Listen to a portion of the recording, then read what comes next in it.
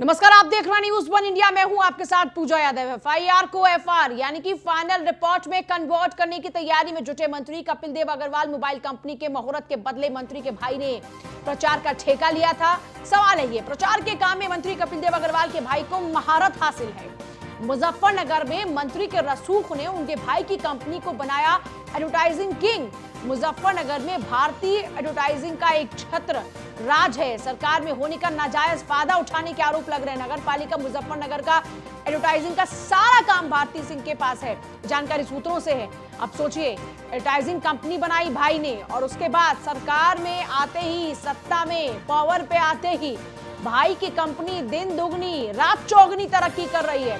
Number 1 advertising company बन गई। Mobile company के मुहूर्त के बदले मंत्री के भाई ने क्या प्रचार का ठेका लिया था। प्रचार के काम में मंत्री कपिल देव अग्रवाल के भाई को महारत हासिल है। मुजफ्फरनगर में मंत्री के रसूख ने उनके भाई की कंपनी को एडवर्टाइजिंग किंग बना दिया। मुजफ्फरनगर में भारतीय एडवर्टाइजिंग का एक छत्र राज है। सरकार में होने का नाजायज फायदा उठाने के आरोप लग रहे हैं। कपिल के मंत्री बनते ही भाई ललित को कैसे मिलने लगे ठेके, सवाल ये उठ रहे हैं लगातार। मंत्री के भाई पर धोखाधड़ी का केस, गिरफ्तारी कब? मामला दर्ज हो चुका है, लेकिन उसके बावजूद अब तक कोई कार्रवाई नहीं हो रही। यहां तक की जानकारी यह भी है कि एफआईआर को फाइनल रिपोर्ट में कन्वर्ट कराने का पूरा जोर दे रहे हैं कपिल अग्रवाल। अपने भाई को बचाने की पूरी कोशिश की जा रही है। सवाल यह है कि सत्ता में काबिज होते ही, यानी सत्ता में आते ही, मंत्री पद संभालते ही भाई की कंपनी ने दिन दोगुनी रात चौगनी कैसे काम करना शुरू कर दिया। सरकार में होने का क्या नाजायज फायदा उठाया जा रहा था।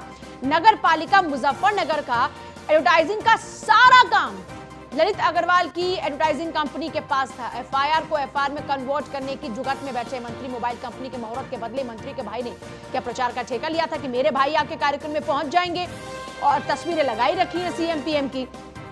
अपने भाई को भी भेज दिया, बीजेपी के कई और विधायकों को भी भेज दिया। सुल्तानपुर के विधायक पहुंच गए।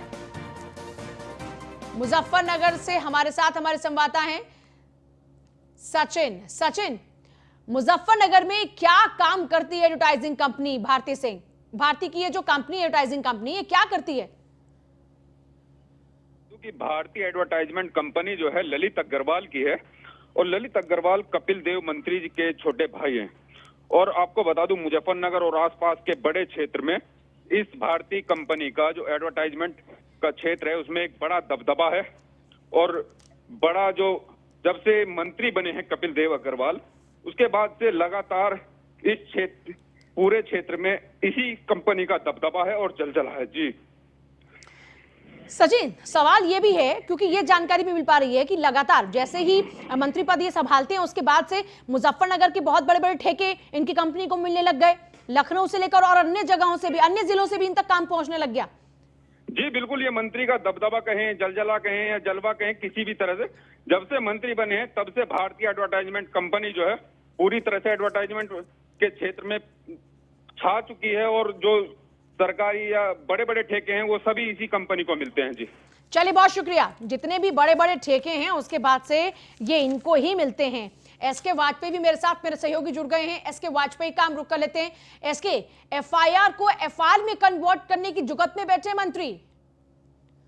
बिल्कुल निश्चित तौर पर, क्योंकि जिस तरीके से समय लगातार बीत रहा है वो समय ये बता रहा है कहीं ना कहीं पूरे मामले को अंदर खाने सुलटाने की कोशिश है। और मंत्री लगातार इस चीजों में लगे हुए हैं, क्योंकि जिस तरीके से कल उन्होंने बयान दिया था कि उनके भाई पुलिस का पूरा सहयोग करेंगे, जब भी पुलिस उनको बुलाएगी वो उपस्थित होंगे, और ऐसा कोई भी मामला नहीं है जिसमें उनका भाई कहीं छुप रहा हो। जब उनसे हमने सवाल किया था तो कहीं ना कहीं 24 घंटे बीत चुके हैं, उनके भाई का फोन बंद जा रहा है, पुलिस अभी तक उनकी खोज नहीं कर पाई है, पुलिस के हाथ खाली है। तो ये चीजें बता रही है कि कहीं ना कहीं मंत्री जी इस जुगत में लगे हुए हैं कि इस पूरी एफआईआर पर एफआईआर किस तरीके से लगवाई जाए। हालांकि जहां तक डीसीपी सेंट्रल का सवाल है, उन्होंने साफ किया था कि पुलिस पूरे मामले की जांच कर रही है और हम तह तक पहुंचने की कोशिश कर रहे हैं। जो भी आरोपी हैं उनके खिलाफ कार्रवाई होगी और हम उनको गिरफ्तार करेंगे। तो कहीं ना कहीं ये देरी ये बता रही है कि इस पूरे मामले को विवेचना में ले जाकर कोशिश की जाएगी कि पूरे मामले में एफआईआर लगे। और कहीं ना कहीं जिस तरीके से उन्होंने एक पत्र भी मीडिया में दिया है जिसमें उन्होंने कहा है कि कंपनी ने पूरे मामले को लेकर माफी मांग ली है, तो इन सारी चीजों से ऐसा निश्चित तौर पर प्रतीत हो रहा है कि पूरे मामले को कहीं ना कहीं एफआईआर में कन्वर्ट करने की कोशिश है। लेकिन न्यूज वन इंडिया लगातार जहां कल सुबह से लेकर अभी तक जब से मामला ओपन हुआ है पूरा खुलासा कर रहा है, तो निश्चित है कि उनकी एफआईआर नहीं लग सकती है, क्योंकि जिस तरीके का मामला जिन गंभीर धाराओं में दर्ज हुआ है ये पुलिस के लिए भी आसान नहीं होगा। लेकिन जो चीजें हैं सवाल यहाँ पर यह है कि एफआईआर में कन्वर्ट करने के लिए उनको और बड़ी पावर की जरूरत होगी, लेकिन सुप्रीम पावर जो उत्तर प्रदेश की यानी उत्तर प्रदेश के मुखिया वो तो काफी नाराज नजर आ रहे हैं। जो अंदर खाने अभी तक खबर मिल पा रही है कपिल देव अग्रवाल की इस हरकत और उनके भाई के गायब होने के बाद से। एसके संपर्क हमारा साथ फिलहाल टूट चुका, लेकिन देखिए सवाल तो कई उठ खड़े हुए हैं। मुजफ्फरनगर में भारतीय एडवर्टाइजिंग का एक छत्र राज है, यहां तक कि वहां निगम के सारे जो विज्ञापन है उसका ठेका इसी एडवर्टाइजिंग कंपनी को जाती है और ये कंपनी ललित अग्रवाल की है। पूरा का पूरा बवाल दरअसल तब शुरू होता है जब उत्तर प्रदेश उत्तराखंड के अंदर बड़े बड़े पोस्टर्स और होर्डिंग लगाए जाते हैं। एक मोबाइल को स्वदेशी मोबाइल का नाम दिया जाता है। स्वदेशी मोबाइल की इनॉग्रेशन पार्टी में यानी उसकी लॉन्चिंग के दौरान में खुद कपिल देव वहां पर पहुंचते हैं और तो और बीजेपी के सुल्तानपुर से विधायक वहां पर पहुंचते हैं और भी का विधायक वहां पर पहुंचते हैं, यानी बीजेपी के नेता वहां पहुंचते हैं। प्रधानमंत्री और सीएम योगी के चित्र को चिपकाकर वहां दरअसल एक ये स्ट्रॉन्ग मैसेज देने की कोशिश की जा रही है मानो ये एक सरकारी स्वदेशी मोबाइल हो जो सरकार की स्कीम हो। लेकिन उसके बाद मोबाइल लॉन्चिंग पार्टी तो हो गई पर मोबाइल का है इसके बारे में कुछ नहीं पता।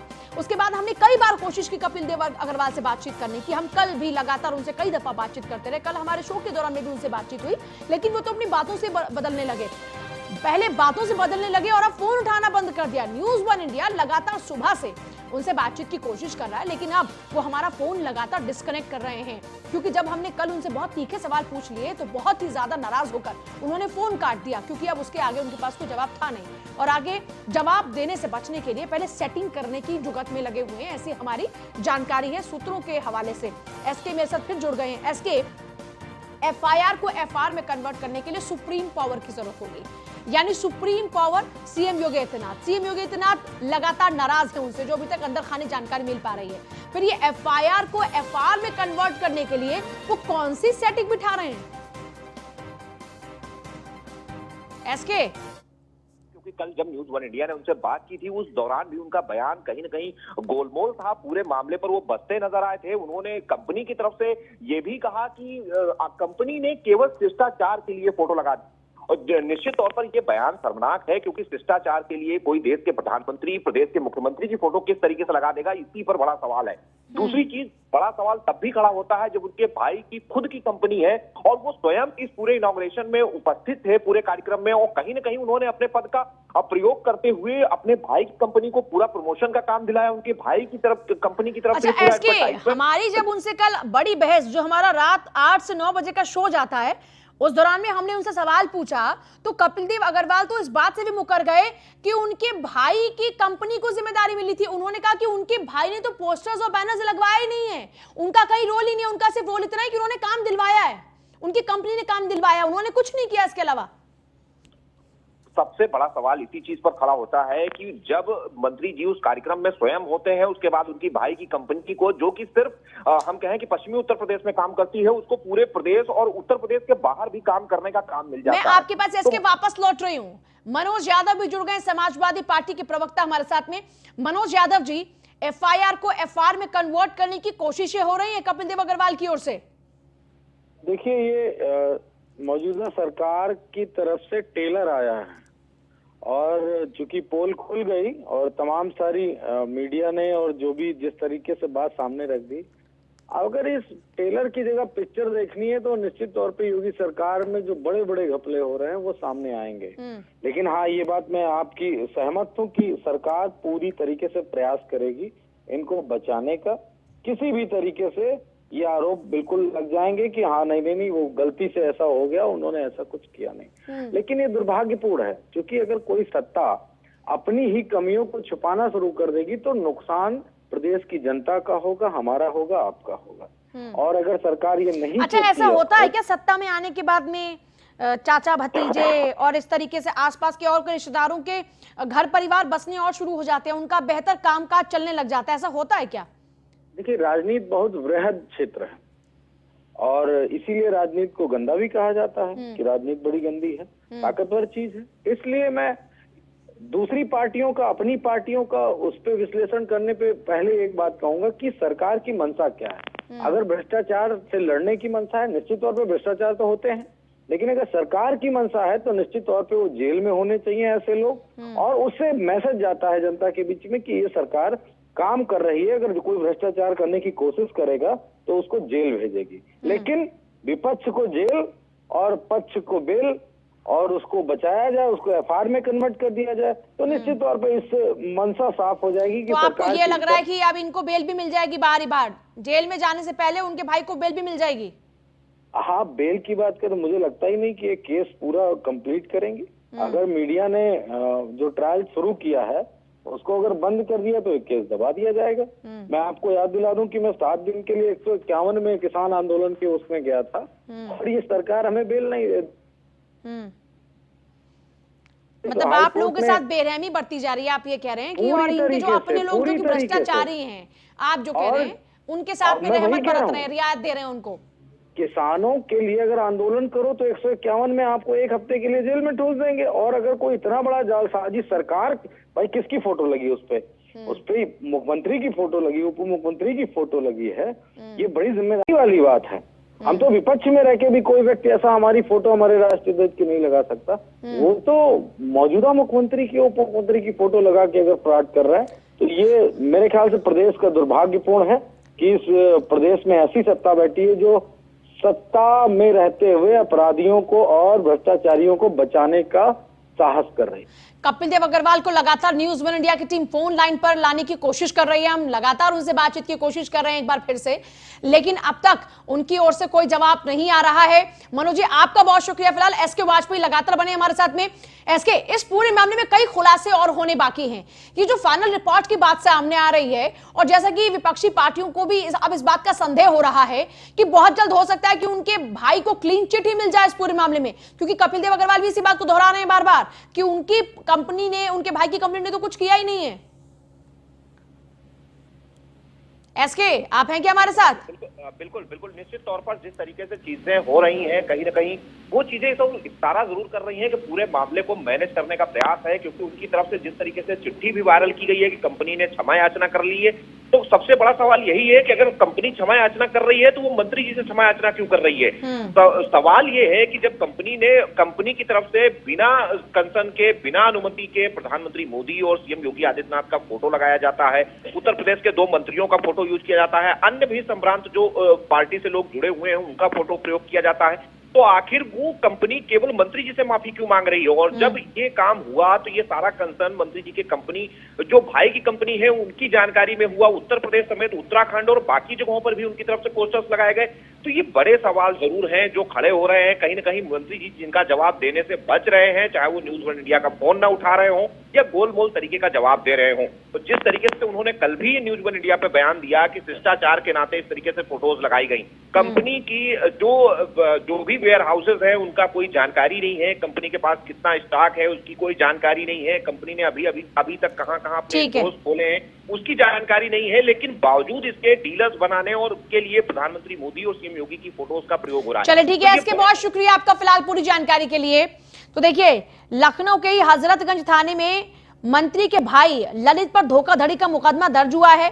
मामले में पीएमओ और सीएम के संज्ञान पर एफआईआर दर्ज हुई, लेकिन उसके बावजूद अब तक यूपी के कौशल विकास मंत्री कपिल देव अग्रवाल के भाई ललित अग्रवाल फरार हैं। उनके मोबाइल फोन स्विच ऑफ हैं। उनको, यानी कपिल देव अग्रवाल को अपने भाई के बारे में कुछ नहीं पता। उन्होंने कहा कि वो तो मुजफ्फरनगर में रहते हैं।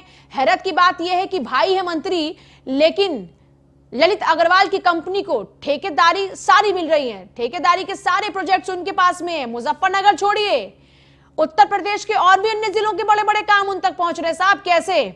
ये कौशल विकास मंत्री हैं, लेकिन ये अपने इस मंत्रालय का और अपने कौशल का सही इस्तेमाल कर रहे हैं। ऐसा इसलिए कहा जा रहा है क्योंकि उनके भाई पर लगे आरोपों के बाद जब वो सफाई देते हैं तो वो ये कहते नजर आते हैं कि कंपनी ने उनसे माफी मांगी है और एक स्पष्टीकरण भी बकायदा दिया है जिसके अंदर वो इस बात का कन्फेशन कर रहे हैं कि जो भी इस होर्डिंग पर लगा हुआ है वो सिर्फ और सिर्फ कंपनी की जिम्मेदारी है।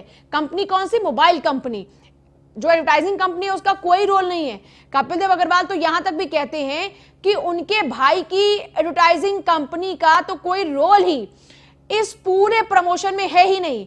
फिर सवाल यह है कि जब इस पूरे प्रमोशन में उनका रोल है ही नहीं तो कपिल देव अग्रवाल उनके भाई का कंपनी के मालिक से क्या कनेक्शन है? वो इनॉग्रेशन पार्टी में पहुंचते हैं, उस मोबाइल की तारीफ करते हैं, फिर इसके लिए उनको कहां से प्रपोजल आया और क्या प्रपोजल था? ये कई सवाल तो उठ खड़े शुरू हुए हैं और उठेंगे भी, क्योंकि उत्तर प्रदेश में सरकार ने बहुत स्पष्ट किया कि हम भ्रष्टाचार के खिलाफ जीरो टॉलरेंस की पॉलिसी रखते हैं। जब जीरो टॉलरेंस की पॉलिसी है तो अब सरकार को नजीर भी पेश करनी होगी और कपिल देव अग्रवाल और उनके भाई अब इस पूरे मामले को सच सबके सामने बयां करें। लेकिन यहां तो बात कुछ और ही सामने आ रही है। एफआईआर को एफआईआर में कन्वर्ट करने की बात भी सामने आ रही है।